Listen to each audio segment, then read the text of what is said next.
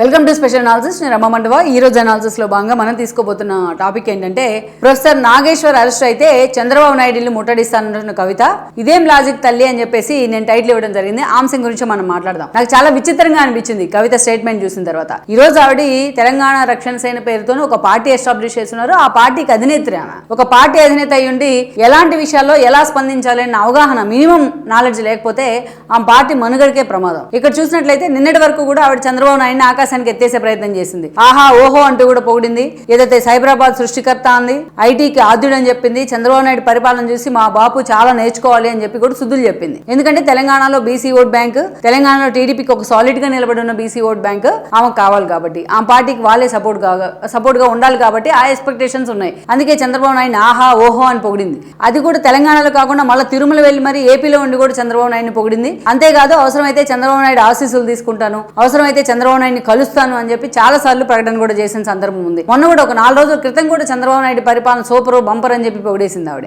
అలాంటి కవితకి ఈ రోజు హఠాత్తుగా చంద్రబాబు నాయుడు విలన్ అయిపోయారు. ఏ ఇష్యూలో విలన్ అయిపోయారు అంటే మనకు తెలిసిందే, మేధావి అని చెప్పబడే ఒక సూడో మేధావి ఉన్నారు నాగేశ్వర్ అని. ఆయన మొన్న ఒక వీడియో చేయడం జరిగింది. ఒక ఛానల్లో కూర్చొని అమిత్ షా దగ్గరకు పవన్ కళ్యాణ్ వెళ్లారు, జగన్మోహన్ రెడ్డిని అరెస్ట్ చేయమని కోరారు. ఆయనేమో జగన్మోహన్ రెడ్డి మనకు long time friend, so Chandrababu Naidu short time friend, నువ్వు జగన్మోహన్ రెడ్డితోని కాస్త సానుకూలంగా ఉండమని చెప్పారు అని చెప్పి ఆయన తన వీడియోలో మాట్లాడడం జరిగింది. ఒక పొలిటీషియన్ అనుకోండి, ఈయన సరే పొలిటీషియన్ కదా మాట్లాడారని చెప్పి లైట్ తీసుకుందాం. కానీ ఈయన ఒక విశ్లేషకుడు అని పేరు పెట్టుకున్నాడు. అంతేకాదు ఈయన ఒక తను జర్నలిస్ట్ అని చెప్పుకుంటా ఉంటారు, ఒక మేధావిని క్లెయిమ్ చేసుకుంటూ ఉంటారు. మరి అలాంటి వ్యక్తి ఇలాగ మాట్లాడి ఒక పొలిటీషియన్ తరహాలో దానికి నాకు సోర్స్ లేదని మళ్ళీ సారీ చెప్పి జనసేన నుంచి టీడీపీ వైపు నుంచి ఆ స్థాయిలో టార్గెట్ అయిన తర్వాత మళ్ళీ సారీ చెప్పే ప్రయత్నం చేశారు.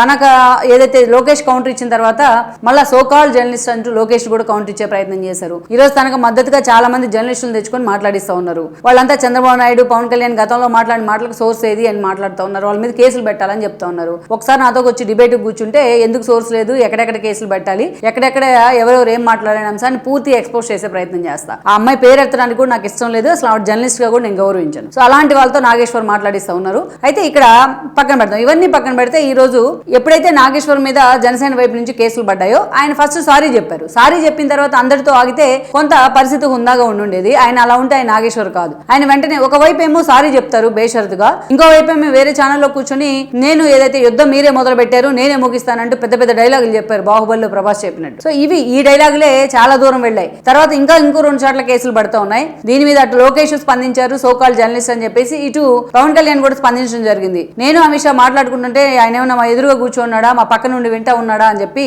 పవన్ కళ్యాణ్ మాట్లాడారు. పవన్ కళ్యాణ్ అంటే చేతగాని వాళ్ళకి తీసుకోవద్దు, ప్రతోడు రాళ్ళు వేయడానికి రాళ్ళు వేస్తే తీసుకోవడానికి పవన్ కళ్యాణ్ ఇక్కడ సిద్ధంగా లేడు అని చెప్పి ఆయన చాలా కాంక్రెంట్ గా మాట్లాడారు. ఎప్పుడైతే పవన్ కళ్యాణ్ ఈ అంశం మీద మాట్లాడారో అప్పుడు నాగేశ్వర్ మళ్ళా ఇంకోసారి దాన్ని సారీ చెప్పడం జరిగింది. ఇంతటితో ఈ ఇష్యూ ముగిద్దామని చెప్పి కూడా ఆయన దానికి ఫుల్ స్టాప్ పెట్టే ప్రయత్నం చేశారు. అయితే కేసుకు సంబంధించి నోటీసులు ఇవ్వడానికి అటు నాగేశ్వర్ ఇంటికి కూడా పోలీసులు వెళ్లారని కొన్ని వార్తలు వస్తున్నాయి, if it is fact are not. So overall గా అయితే మాత్రం ఈ ఇష్యూ చాలా సీరియస్ గా తెలుగు రాష్ట్రాల్లో చర్చనీయాంశమైంది. అయితే అతను సారీ చెప్పిన తర్వాత కూడా మీరు ఇంకా కేసులు కంటిన్యూ చేస్తా ఉన్నారు అని చెప్పేసి హరీష్ రావు మాట్లాడారు నిన్న మొన్న. వీళ్ళు మాత్రం IT employees Chandrababu Naidu arrest కి వ్యతిరేకిస్తూ ఐటీ ఎంప్లాయీస్ రోడ్డు మీదకి వస్తే వాళ్ళ కేసులు పెడతారు. వాళ్ళు సహనంగా ధర్నాలు నిరసనలు చేస్తా ఉంటే మీ రాష్ట్రంలో పోయి చేసుకోండి అని మాట్లాడతారు. లోకేష్ ఫోన్ చేసి వాళ్ళని చేసుకునివ్వండి, ధర్నాలు నిరసనలు ప్రొటెస్ట్ తెలపనివ్వండి అంటే మీ రాష్ట్రంలో ఉంటే చూసుకోండి అంటారు. ఇప్పుడేమో అదే హరీష్ రావు భావ ప్రజ్ఞా స్వేచ్ఛ గురించి మాట్లాడుతూ ఉన్నారు. ఆ భావ ప్రజ్ఞా స్వేచ్ఛ మరి ఐటీ ఎంప్లాయీస్ కూడా ఉంటుంది, ఏపీ ప్రజలకు కూడా ఉంటుంది, టీడీపీ యాక్టివిస్టులకు ఉంటుంది, టీడీపీ సోషల్ మీడియా యాక్టివిస్టులకు ఉంటుంది, వైసీపీ దెన్ పవన్ కళ్యాణ్ ఫాలోవర్స్ కూడా ఉంటుంది. అదే భావ ప్రజ్ఞా స్వేచ్ఛ. ఇష్టం వచ్చినట్టు నోటికి మాట్లాడతాము, మేము విశ్లేషకులం అంటే మళ్ళీ దాని తర్వాత మేము ఒక విక్టిమ్ కార్డు వాడతాము అంటే ఎవడు ఈ రోజు వినడానికి వినిపించుకోవడానికి కూడా సిద్ధంగా లేరు. సో ఈ అంశం మీద ఈ రోజు కవిత స్పందించింది. కవిత ఏం స్పందించారు దీని మీద? ఎవరైనా సరే నాగేశ్వర్ని అరెస్ట్ చేస్తే మేము చంద్రబాబు నాయుడు జూబ్లీ హిల్స్ లో చంద్రబాబు నాయుడు ముట్టడిస్తామని చెప్పి ఒక స్టేట్మెంట్ ఇచ్చింది. ఎవరు తెలుసుకోవాల్సిన విషయం ఏంటంటే, ఇప్పుడు రేపొద్దున ఎవరో ఆంధ్ర వాళ్ళు మాట్లాడతారు, ఆంధ్ర జర్నలిస్టులు ఎవరో ఏదో ఒకటి ఇలాగే మాట్లాడతారు. ఆంధ్ర జర్నలిస్టులని తెలంగాణ పోలీసులు కేసు పెట్టి వెళ్లి అరెస్ట్ చేస్తారంటే సమర్థిద్దామా దాన్ని కూడా? ఏం మాట్లాడుతూ ఉంది ఈవిడికి ప్రతి ఇష్యూలో తెలంగాణ సెంటిమెంటేనా? వాళ్ళ నాన్న అలాగా తెలంగాణ సెంటిమెంట్ ని వాడి వాడి వాడి వాడి ఆవు పులి కథలాగా చేశాడు. చివరికి మూడోసారి అంత ఘోరంగా ఓడిపోవడానికి అదే కారణమైంది. ప్రతిసారి మీ నాన్నకు ఒక సెంటిమెంట్ కావాలి, తెలంగాణ తెచ్చాను నేనే, తెచ్చింది కాంగ్రెస్, దానికి మద్దతు ఇచ్చింది బీజేపీ, నేనే తెలంగాణ తీసుకొచ్చాను క్లైమ్ చేసుకుంటే తెలంగాణ సమాజం కూడా నమ్మింది ఆ రోజున. మళ్ళా చంద్రబాబు నాయుడు కాంగ్రెస్ పొత్తుల్ని బూచిగా చూపిస్తూ 2018 ముందస్తు ఎన్నికల్లో లబ్ధి పొందారు.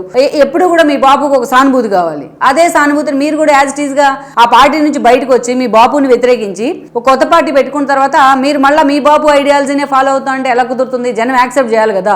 మీకంటూ ఒక ఇండివిజువాలిటీ ఉండాలి. ఎప్పుడో తెలంగాణ విభజన జరిగిన తర్వాత రాష్ట్ర ప్రజలందరూ కూడా చాలా సంతోషంగా ఉన్నారు. రెండు రాష్ట్రాల్లో చాలా సహృద్భావ వాతావరణంలో ఉన్నారు. జర్నలిస్టుల మధ్య కూడా ఏ పొరపొచ్చాలు లేవు, అంతా మంచి స్నేహితులుగానే ఉన్నారు. కొత్తగా మీరు వచ్చి మళ్ళా తెలంగాణ మూవ్మెంట్, తెలంగాణ సెంటిమెంట్ ఇవి రేకెత్తించే ప్రయత్నం చేయమాకండి. అది వేరు. అసలు ఇండివిజువల్ గా ఒక పార్టీ అన్నారు కాబట్టి అక్కడ జరుగుతున్న చర్చ అది. మీరెళ్ళి చంద్రబాబు నాయుడు ముట్టడించేది ఏంటి? అనిందేమో పవన్ కళ్యాణ్ ఈమెయిల్ అంటే చంద్రబాబు నాయుడు ముట్టడిస్తుందంట. పవన్ కళ్యాణ్ అడగాలి, మీరేమైనా అడగాలనుకున్నా. ఆయన సరిగ్గా సమాధానం కూడా చెప్పే ప్రయత్నం చేశారు ఆల్రెడీ. అండ్ ఇంకొకటి ఏంటంటే, ఈవిడ గుర్తుందో లేదో, ఈవిడ లిక్కర్ స్కామ్ వ్యవహారంలో ఆ రోజు అడ్డంగా ఇరుకుపోయి సౌత్ కింగ్ పిన్ గా ప్రొజెక్ట్ అయ్యి ఈవిడ కేసులు ఈడీ వచ్చి ఈవిడ్ని అరెస్ట్ చేస్తే ఈవిడ పిడికిలు బిగించింది జై తెలంగాణ అని. వాళ్ళు తీసుకెళ్తా ఉంటే జైలుకి వెళ్ళేటప్పుడు అలాగే జై తెలంగాణ అన్నారు, వచ్చేటప్పుడు అలాగే జై తెలంగాణ అన్నారు. కానీ తెలంగాణ సమాజంలో ఒక్కరు కూడా ఈ మద్దతుగా ముందుకు రాలా. కనీసం వాళ్ళ నాన్న పార్టీలో ఉన్న నేతలు కూడా ముందుకు వచ్చి దీన్ని ఖండించే ప్రయత్నం చేయాల. పాపం ఈవిడ ఎవరినైతే తిడతా ఉందో, ఒక హరీష్ రావు, ఒక కేటీఆర్, వాళ్ళిద్దరు కూడా ముందుకు వచ్చి ఆ బెయిల్ కోసం నాన్న తండాలు పడ్డారు చివరి వరకు. ఈవిడ ఇప్పుడు చిన్న ఇష్యూలో, నిజంగా ఇలాంటి ఇష్యూలో మీరు సంయమనం పాటించండి. అతని మాటలు వెనక్కి తీసుకున్నాడు కదా, కాస్త గౌరవంగా ఉండండి అని చెప్తే ఒక మాటతో పోయి ఉండేది.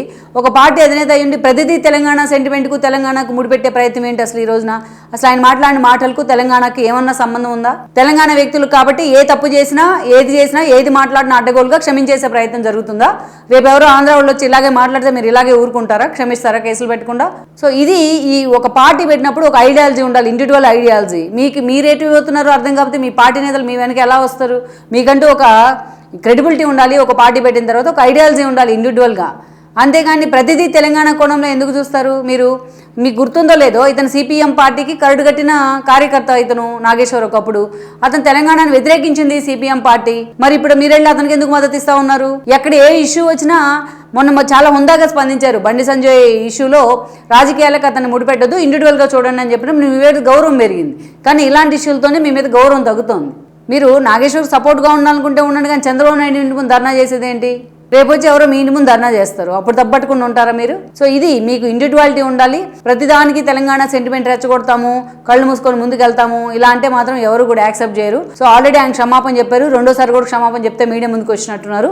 దీని మీద అటు పవన్ కళ్యాణ్ ఇంకా ఎలా స్పందిస్తారనేది మనం చూడాలి. కానీ మధ్యలో మీరు ఇరుక్కొని చంద్రబాబు నాయుడు పేరుని ఎందుకు లాక్కొచ్చే ప్రయత్నం చేస్తున్నారు? అంటే నిద్ర లేసే చంద్రబాబు నాయుడు పేరు ఎత్తితే తప్ప మీకు మీ బాబుకి మధ్య, మీ ఇద్దరికి మధ్య రాజకీయ మనుగడ ఉన్నదా? మీ ఇద్దరికి లేదా మీ ఇద్దరికి నిద్రపడదా ఆయన పేరు లేకపోతే? సో ఇవి ఇలాంటివి తగ్గించుకుంటే మంచిది కవిత గారు.